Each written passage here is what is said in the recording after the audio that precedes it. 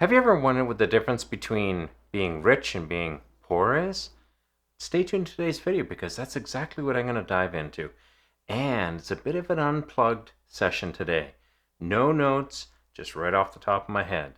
I think you're going to enjoy it, so stay tuned.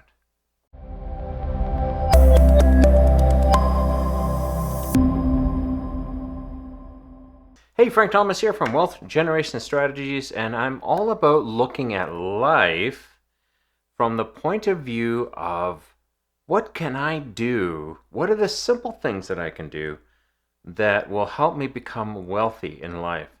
Now, let's start right off by saying wealth to me is just not a dollar sign. Wealth to me is being happy in life. Wealth to me is being able to serve those around me. Wealth to me is doing what I enjoy doing. And wealth also means having some of the finer things in life. My wife likes to say that I'm a snob, and sometimes I hate to say it, but I am. But I also try to be really down to earth all the time. And that's the reason for today's particular video. What I came to realize was there's one thing that you can really decide upon, and this is a personal decision for yourself. And every one of us is going to make a slightly different decision on this. But we need to discover, how do we actually live? Now, what I mean is, let's look at the dollars and cents here. Do we live extravagantly, spending every dollar plus a few more that we don't have? Or do we be a little more frugal, and do we put away? Yeah, it comes down to literally, do we live within our means?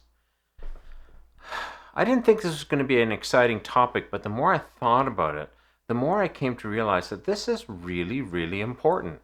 This is something that I failed to do for a very long time, and I've paid a very high price for it, and I don't want to see you pay a price for this. So let's just take a look at this, and what does it mean to live within our means? First off, it's pretty cut and dried. Are you spending less than you earn? Full stop. Are you able to spend less than what you earn and also put some extra money away for tomorrow? Are you spending less than what you earn and have a little bit extra to become more educated so you can learn to earn more? These are all the things that are very important, and these are philosophies that I have adopted in my life and I've lived by for a very long time. Now, I won't lie to you. For a long time, I lived beyond my means, not under my means, but beyond my means. And I paid a very high price for that. I was always in debt. I was always scrambling. I was always under a lot of stress. And to be bluntly honest with you, it sucked. It was terrible. It was very unpleasant. And it took a long time, almost 55 years, for me to realize that this is not the way to live life. I need to live life not wantonly and dancing through the fields, but being responsible with what's been given to me as a resource. But not only that, learning how to save and put away for a future self. Like in other videos, I've said this particular term, don't rob from your future self. I need to learn not to rob from my future self, because what I can save today is not necessarily what I've saved, but what it becomes for my future self. That's what's really important here. It really disturbs me. I was watching a video the other day, and this really kind of struck home, this whole idea of living within your means. This fellow was on his fourth car lease. Fourth. The guy was like, can I just afford this? I think this is a great deal. How can I afford this? And I think I can put it together, and like I said, it's just such a great deal, I can't pass it up. You know something? If you can't afford it, it's not a great deal. I'm going to be straight up with you. How much car debt are you carrying every month, whether it be in a loan or a lease? How much? I had to make a hard decision when it comes to vehicles. My wife's van died, and we need two vehicles because she goes and she has work that she does out of the house, and so do I. And so we both need vehicles where we live. I went to take her van in to get it repaired, and I discovered it was beyond repair. It's not that it was too expensive to repair, it was literally beyond repair. The frame of the actual van had rotted from the inside out, and I didn't know this. Didn't know until we tried to put it up on the lift, and the lift went right through the body of the van. We did a little more investigation, and it just wasn't worth fixing anymore. So I had to make the hard decision to scrap the van and find another vehicle for my wife. Now, I could have made a decision, and I won't lie to you, I was tempted to go buy her a brand new SUV. Probably a good thing that Toyota couldn't give us what we wanted right away, and we had to wait for it, because it gave me a few months to reflect on it and also to do a little more research. I was looking to spend over $55,000, $60,000 on a van. Now that is going to be close to $1,000 a month in payments. I was going to put down a whole bunch of money, but still, that's a lot of money to put down or to pay for a vehicle. Eventually, what I decided upon was I did a little bit of constructive research, and I looked at other options that I'd not investigated before. Eventually, we settled on a van that was made by Ford. Now, construction-wise, I don't think it's as good as a Toyota, and I can say that because I have a Toyota already, and I have a Ford, and I find the Ford's a little in places, but you know something, it satisfies the needs, and my wife's really, really happy with it. Hence, I only paid about $35,000 for it compared to almost $60,000. That was at least a $20,000 to $30,000 saving. Now, what I can do is pay that van off rapidly, and that's what I'm trying to do. I'm trying to start paying a little bit more on it and just pay that van off as quickly as possible. Now, turn around, and I have to commute quite a bit. I have to commute about 30 minutes down the road, and another 30 minutes on the train, and another 20 minutes walking to get to work every morning. And that was grating on me, and I seriously considered moving into town. But I sat down and realized that there's a $50,000 expense. Hey, we'd walk away like banshees because the market here is really hot. We do really well. We get a lot of money for our place, and we could probably get into something in town. But there is still that expense of selling the house and moving. And it equates to close to $50,000 by the time the dust settles. And I thought to myself, $50,000, and if I can just put up with it, put up with the commute, I'm not going to be doing it for another 20 years, maybe another 3 or 4 years. I love the job I'm in. I don't want to really leave it, so I like to keep it. But the commute really hammers at me, so I had to kind of come to course correction here. And this is sometimes you'll have to do. You'll have to come to terms and think about something and think, really, is this the best option? No, I thought of appeasing myself by going and purchasing a newer vehicle, like buying something that's an EV. And I could put all kinds of justification behind it, but at the end of the day, we're back to that $60,000 figure. And my wife said to me, well, pick your poison. Do we spend $50,000 buying a house in town, or do we spend $50,000 on a vehicle? And I didn't want to spend $50,000 on either one. Because again, I came and I thought and I reasoned about it, and I had to do two things. First one was I had to get right or be okay with my commute. So I just let it go. It's like, I'm going to find a way to make that time a good time. So I listened to audiobooks. I listened to some of my scriptures that I like to listen to, things like that, when I'm driving. So the time does go pretty quickly, I'll be honest with you, now that I've started doing that. So I had to become okay with the commute. I had to be okay. Secondarily, back to purchasing another vehicle. Buying another vehicle, I remember watching another video that said it's really great. You get a new vehicle, and within a year or so, you start to dislike the payments because the shininess of the vehicle has tarnished. It's true. So I sat and I thought about it, and I thought, again, I had all these excuses. I had all these excuses of, I could just, I have to fix the vehicle, and I have all these repairs coming up. When I sat down and actually wrote down all the things that I think could happen, I would spend way less than $20,000. Let me ask you a question. Even if the vehicle's only worth 10 or 15,000 and I've got to spend another 20 on it, it doesn't make sense, does it? But if I go purchase a like vehicle, it's going to be $15,000, $20,000 and nothing's been repaired.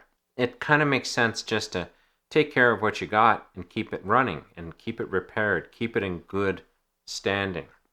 And don't spend that $50,000. So that again brings me back to that whole question of living within my means. Could I afford to go buy a new car? Yeah, absolutely I could. But it will hamper my saving efforts. I've already waited way too long to save for retirement. And now I am saving my little face off. I did a few calculations and discovered, hey, if we just sit tight where we're living, I've put solar panels on the roof to help alleviate the cost of electricity. That's never going to go away. So with the solar panels, we break even. Once all paid for, we break even. We don't have to pay anything for electricity, which is great. It's going to save us close to $3,000 a year or more every year in electricity. If we just stay put and I bank as much as possible, we will be okay. When I hit 65 in 4 years, I've saved enough that I could go part-time at that moment in time and just do some work here and there, pay the bills, and let whatever I put away grow. Now the cool thing about that is any time between 65 and 70, I can pull the pin and say, okay, I'm done. And we're in good shape. The learning I've done, I'm getting 11-12% on my returns right now. Now, does performance today speak of performance tomorrow? No, absolutely not. I could be better, could be worse. One thing I do know is if I bank on the S&P 500, at the very least, I'm going to make at least 8%. And at 8%, if I've saved at least $450,000, which I will, we should be okay. Either way, we should be okay. And every year that I can delay taking anything from that account after 65, again, it's going to grow. I think it takes another 3 or 4 years and it's in the 600s. No matter how I look at it, it's a good thing to be. And the cool thing is, I don't have to be stressed about moving. I just keep the wheels on the wagon and I stay and I continue living within my means. You know something? It's nice paying cash for things. It's nice going and just enjoying life for what it is. I have more spending money now than I ever did, which is nice. Now, yeah, I go and I spend money every month. I go take my wife to dinner, or we go to the movies, or we go to a show, or we just enjoy life. And it's fun. Tomorrow we're going to be going, the Calgary Stampede is in town. And we're going to go to that tomorrow. And I know I have the funds, and I don't have to use a credit card or take what I don't have and start living outside of my means because I've made a plan, I've made a budget. Now, one thing you want to look at too when it comes to living within your means is learn to live with not only with what you make, but less 10% of what you make. So in other words, if you're bringing home $8,000 a month gross, take away 800. You might say to me, Frank, that's impossible. I can't live on that. Sure you can. Believe it or not, you can. Regardless of what you make, if you sit down and you really start looking, now there will be some fringe cases, and I'll be straight up with you, there's going to be some people who are really struggling, and I get that. And this message is not for you. You need to get out of your struggles first. But most people, and I'd say a strong majority with that less 10%, and they start paying themselves first. And that makes a big difference because now you're not robbing from your future self. So just think about that. That's something to really, really, really think about. Eventually, you want to get yourself to a place where you're putting away 20% of your gross wages. Sounds impossible, but I'm doing it. I'm doing it right now, and I want to get to 30% of my gross wages. It's been a lot of hard work, but I've done 3 big things in my life. Well, the first one was one we've always been talking about, living within my means. But let's say my list of 3 is I know what my expenses are and I make sure my expenses are covered. I make sure I earn enough that I can put away 20 to 30%. And The third one is I have a plan and I have a budget for all of these things. Now, a lot of people don't like having a budget. That's why I say to you, if you don't like having a budget, if you hate balancing your checkbook, watch what you spend, know what has to be paid. There's a lot of simple ways you can do it, but find a way to extract at least 10% and start paying yourself first.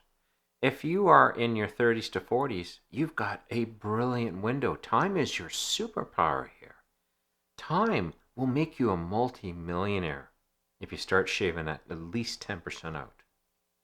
If you're in your 40s to 50s, time is starting to be against you. And if you're in your late 50s and you're in your 60s, time is unfortunately not really a superpower for you. Unless you can build a plan like I've done. I really didn't start saving until I was 57, so shame on me. But I've saved really hard over the last 3 years. I've saved I've just broke $150,000, which is brilliant. But I'm going to continue saving hard and putting away and learning how to invest and make that money worth more. But not only that, I'm training myself on how to earn more all the time. And I'm also looking for work that's going to give me the most challenge. That way I stay interested in what I'm doing and I can really, really, really shine in that. Things to think about here. Hey, if you've enjoyed this video, be sure to subscribe. It's been very unscripted, very off the cuff, but I thought I'd just give this a try. So if you like it, give it a thumbs up too. And I'd love to hear comments if there's anything you'd love to say. Anyhow, be sure to watch the video that's showing up right now. It's a video that I think you're going to enjoy. It's one I just recently did and it's gotten a lot of views. It's all about dividend stocks. So take a peek. Otherwise, thank you for sharing a few minutes of your time and I hope you have a wonderful, wonderful week. Talk to you then. Cheers.